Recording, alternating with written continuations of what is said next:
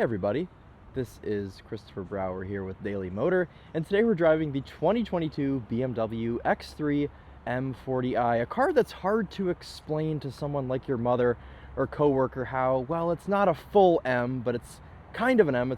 It's got M badges on it, but it's not the full M, but I guess I've kind of explained it to you that way as well. But this is sort of our mid-grade BMW X3. You've got the 30i, which is the base model, then you've got this one, the M40i, and then you've got the full M, and then you've got the M competition. So I guess this is sort of the middle, a little bit off to the side. But anyways, they have given this car a little bit of a facelift for this year, the LCI, the Life Cycle Impulse, as BMW likes to call it.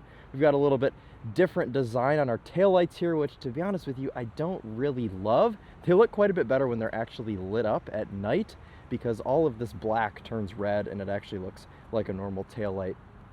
But they do look a little bit odd when they aren't lit up.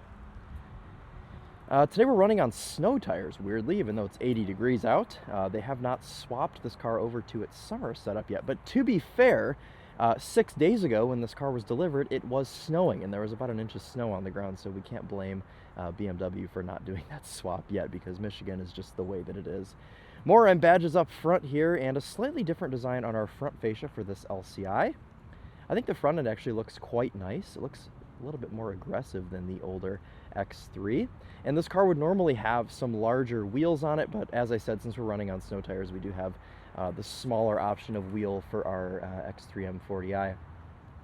More M badges here on the fenders. BMW likes to do this with their M Sport cars. I feel like this car has more M badges than the normal M car. I mean, I can see 3 right here. There's one on the fender, there's one on the brake caliper, and there's one on the wheel. There's one on the grille here. Obviously, we've got the same on this side, fender, wheel, brake caliper. Yep, same here.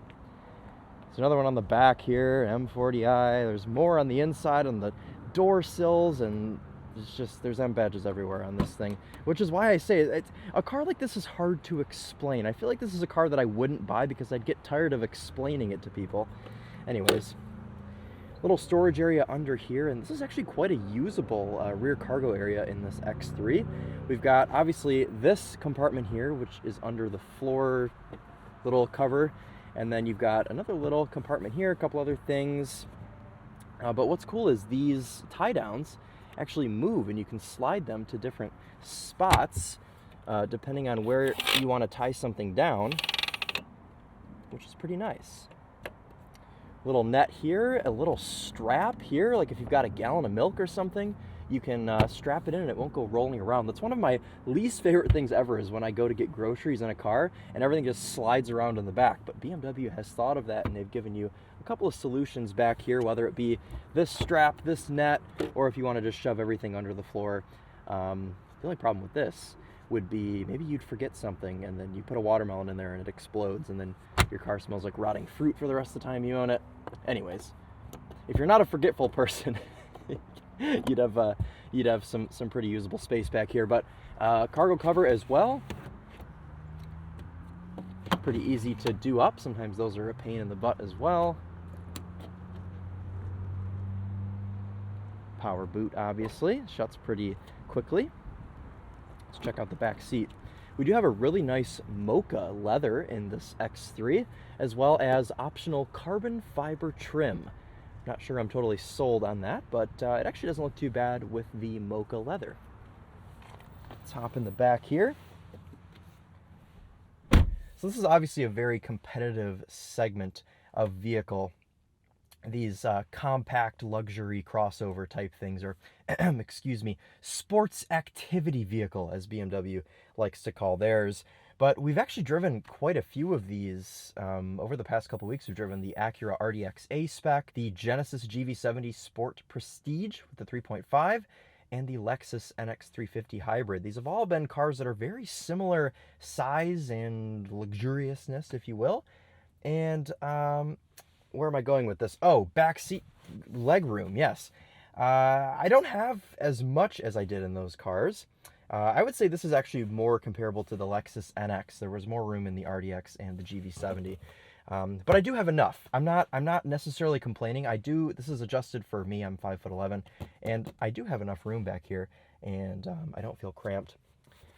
Seat comfort, you know, BMWs always have stiffer seats, especially in the back seat. It's a very, very tough leather. You know, you get the feeling that this leather is going to last a lifetime, but in return, in exchange, it's definitely no Lexus leather back here. It's quite stiff. It's a little bit softer up front, and it's certainly better than the previous generation of BMW cars, but it is a little bit stiff. Got your gimmicky cup holders there that you really have to shut like you mean it. All right, I'm sweating. I want to start this up and get the AC going so my GoPro doesn't overheat and so I don't overheat as well. Of course, we've got that door panel design carried on up here with our carbon fiber trim. Apologize for the wind out today. Not only is it 80 degrees today, it's also like hurricane level winds, so. You can hear that inline six firing up. We do, of course, since this is an M40i car, we have the 3-liter B58 turbocharged inline six, an absolute sweetheart of an engine, a true masterpiece, and what really makes this car brilliant. And we'll get more into that once we're on the road. But let's do a little tour of this front driver and passenger compartment up here. You can see these seats here, obviously similar style to the back seat. The leather's a little bit softer, but you don't really have that real plushness of a Lexus or a Genesis. And, you know, that can be preferred to some people if you like a sportier feel in your SUV. Obviously, all the other cars I've mentioned have been Japanese or Korean, and you do have a little bit of a different interior feel in those cars. This is more of a sports-focused SUV or SAV, whatever you want to call it, and the other cars are more focused towards luxury. You get that with the Germans. The Germans are always focused, usually, I shouldn't say always, they're usually focused more towards being sporty, and the Japanese and Korean brands usually like to give you a little bit more of a luxurious interior.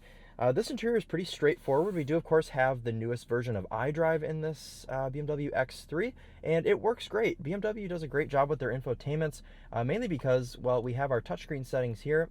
The screen is in reach. It's a good size. It's attractive. It's pretty straightforward as well.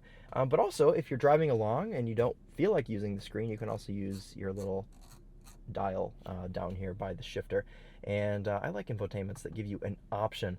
That was a problem I had with the Acura RDX. You only have a touchpad and the screen sits so far away you wouldn't be able to touch it anyways, but I like to have some options for my infotainment usage. And if you haven't noticed already, more and more M badges. We've got one down here. I don't quite know what the purpose of that is other than to just be an M badge. We've got one on the steering wheel here. We've even got M stitching, which is actually really cool. I love when they do this on their steering wheels. And then we have little M badges. Oh, there's one here as well on the dead pedal. And then there's also M stripes on the floor mats. And then, yep, you guessed it, the door sill, M badge. They even remind you on the cluster, M40i. I mean, it's just an overwhelming amount of M-ness. We actually don't have it on the seats, which is surprising. I love this color, this dark brown upholstery that they've done. I just wish, for my own personal preference, that the leather was a little bit softer, but to each their own. We do have lumbar adjustment on the driver's side, but I was looking over the window sticker, and I'll share this with you now. There's passenger lumbar delete, minus $175, and I've noticed a couple of things on this window sticker that are deleted items. Passenger lumbar, BMW digital key, and passenger width adjustment. So what I suspect, especially with the lack of a Harman Kardon sound system in here, I suspect that this is the issue of chip shortage, because why would you be deleting things if it wasn't for that? So while we have the window sticker out, let's see all the options that this car actually has. Of course, carbon black, mocha leather. We have the Shadowline pack with the black exterior trim. Premium pack gives us all of our heated elements, heated steering wheel, and heated seats. This carbon fiber trim, it's only a $300 option. That's actually not too bad. Oh, and the M Sport differential. That's a pretty cool option to have as well. Limited slip there in the rear. And with destination, that gives us a total price of $64,990, base price of $57,800. Digital cluster, we can configure here what we want. On our right-hand side, we can have a horsepower readout. We can have a G meter. You can see what song you're listening to, what gear you're in, mile per gallon. And I just have it set on our trip computer right now. But why don't we go to a horsepower layout, because that might be fun on our drive today. All right, guys, well, I think that is going to wrap up our interior tour. If you're curious to learn more about the infotainment and the sound system, I'll link Charlie's video down below of his in-depth tour of those things. And also, if you're curious about fuel economy and efficiency of this X3 M40i with this beautiful B58 inline six, I'll have my fuel economy test linked below as well. All right, well, with all that out of the way, why don't we take this X3 M40i out on the road and see what it's like to drive. Pretty traditional BMW shifter down there, straightforward. Seatbelt just tensioned up on me. I kind of like cars that do that. It's a nice little snug feeling as you set off on your journey.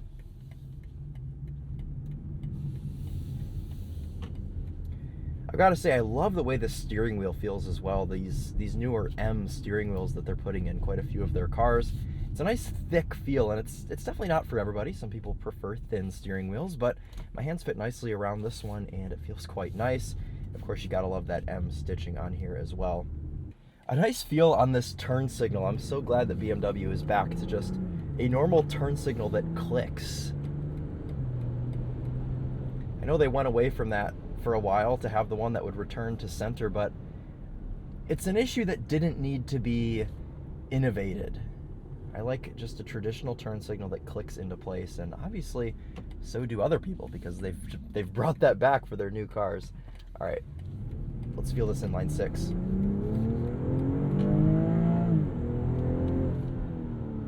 And just like that, we're at 60 miles per hour. So the B58 in this X3 M40i makes 382 horsepower and 369 foot-pounds of torque. That's sent through all four wheels via a ZF 8-speed automatic. And BMW is usually very, what's the word, reserved. They usually underestimate their horsepower figures. If I'm being honest, this car feels like it makes 382 horsepower to the wheels. It is so quick. Oh. BMW claims a 0 to 60 time of 4.4 seconds, but our friends over at Car and Driver recorded a 4.1. And to be honest with you, it feels even faster than that. With the all-wheel drive, this thing just hooks up so fast, and we'll do a launch control here in a second once we're off the highway. But it's just remarkable how fast this car is, and it's remarkable how they get this much power and torque and everything out of a pretty just normal inline six engine. It's absolutely fabulous.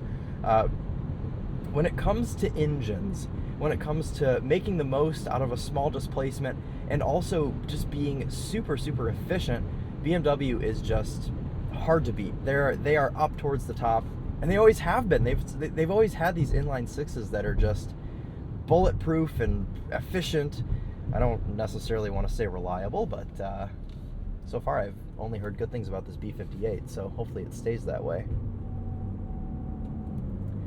A little bit of howl there from these snow tires, classic Corvette, nice. Even while running on snow tires, it's pretty agile, and it's nice for an SUV. The steering's not too bad either. BMW has gotten a little bit better with their steering feel since the F generation cars, and especially since this isn't a full M, we do have a little bit better steering feel.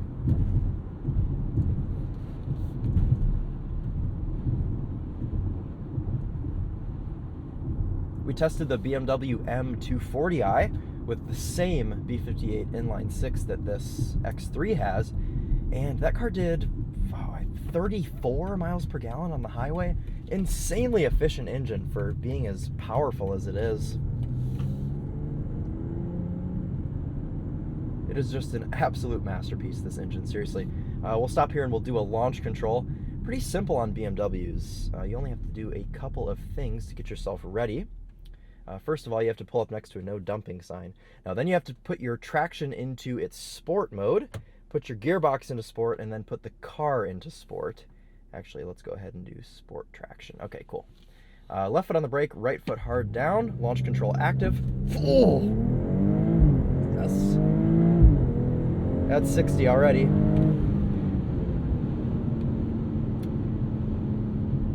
Launch control in SUVs is always more breathtaking than it is in a car, because SUVs are lifted higher and it feels like it pops a wheelie. I mean, it's just absolutely ridiculous. Of course, we have manual control with these paddles, or you can use your shifter down here, which I'm happy to report is in the right order.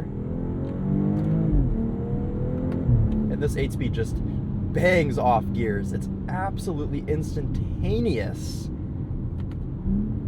You pull that paddle, you're in the gear. There is no delay. If there's one thing BMW gets right, it's the way their cars drive.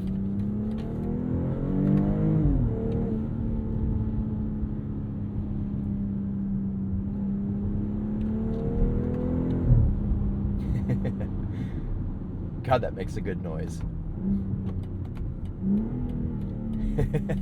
And it doesn't sound artificial. It's a very real sounding inline six.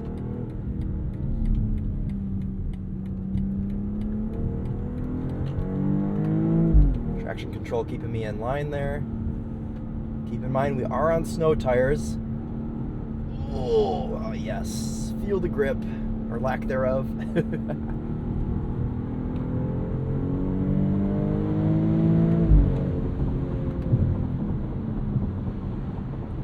Lightning fast gear changes as we go by the state cop. Yes, officer, I am only going 72 miles per hour. Good thing this is finished in carbon black and not that insane orange color they offer. So, we looked at the window sticker earlier and I pointed out that this actually doesn't have very many options on it. And one of the options that's missing, and I don't know if this is due to a chip shortage or what, or if they just didn't put it on this car, is the driver assistance package, which gives us lane keep assist and, well, not lane keep assist, it gives us a more aggressive steering assist. It gives us radar guided cruise control. And, well, this car doesn't have any of that. We do have a lane keep assist. You can see it's lit up green over there on the cluster. This won't steer you around a corner. It'll just vibrate the steering wheel and yell at you if you go out of a lane. So not a full lane keep steering assist thing.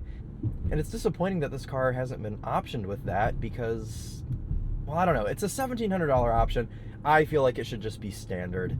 I mean, on a luxury SUV like this, you should just have things like that. I can see optioning on a heated steering wheel, heated seats. If you're in a warm climate area, you don't need that. But everyone can benefit from having some driving assistance, especially with a package only being $1,700. Like, come on, guys, just throw it on there. Throw it on their standard. That should just be something that we all get. Oh man, I want to do one more launch control. All right, let's do one more launch control here. All right, sport traction, left foot hard on the brake, right foot hard down, launch control active.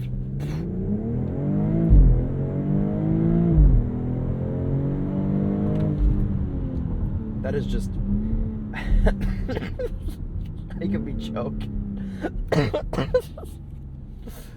Oh, I'm still getting over whatever illness I had last week. If you watched the Kia Forte review, I apologize.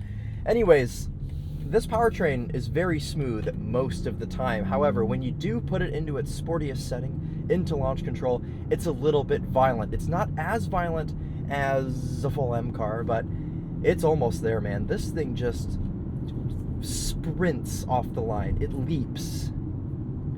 If you put slicks on this, I feel like it would wheelie. And that brings me to sort of a conclusion here with this X3 M40i. As I mentioned earlier, we have a couple different trim levels. The 30i, which is our little 4-cylinder variant. This mid-grade car, the M40i with the B58 6-cylinder. And then also the X3M and M competition, which I have driven, and I don't quite understand the purpose of those cars. Because this thing is already incredibly fast. It's as fast as you'd ever need an X3 or any SUV really to be. So why then do I need a car with even more horsepower, stiffer suspension, larger wheels, more aggressive seats for like $20,000, $30,000 more than this X3 M40i? I don't quite understand it.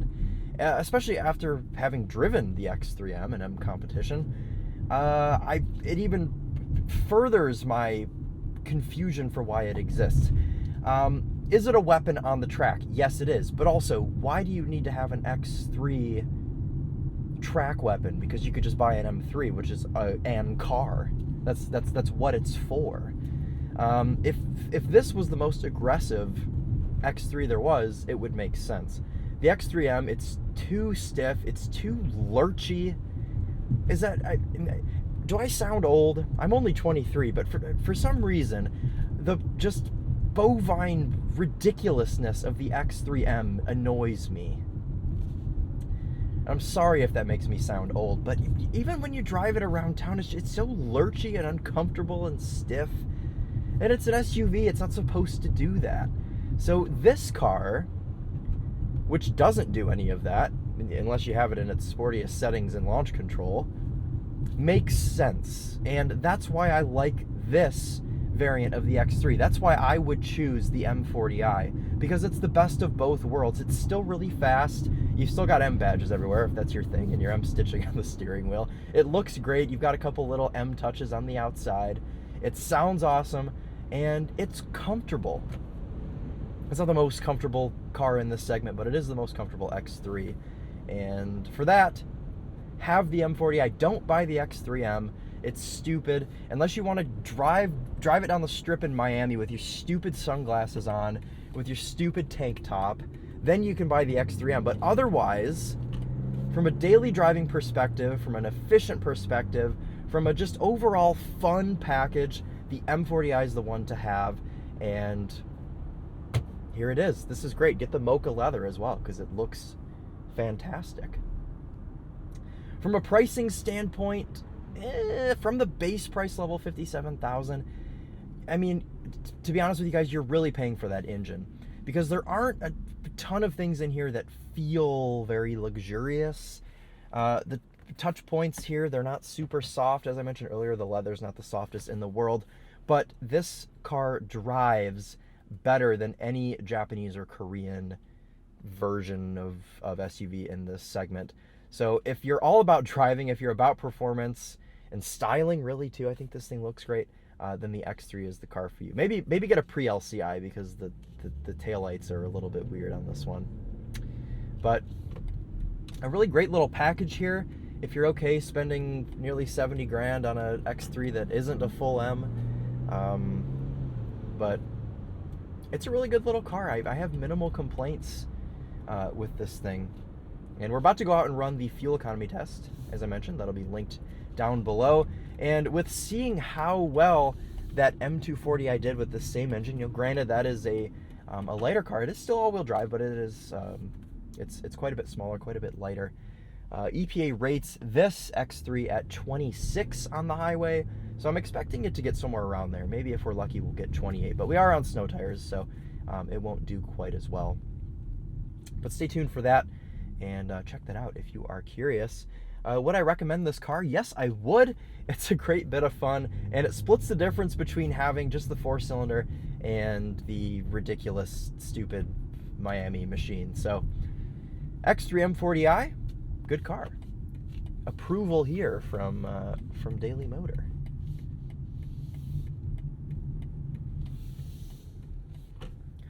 All right, guys, well, let's go ahead and do one more little walk around of this X3, and then that will end it for us today.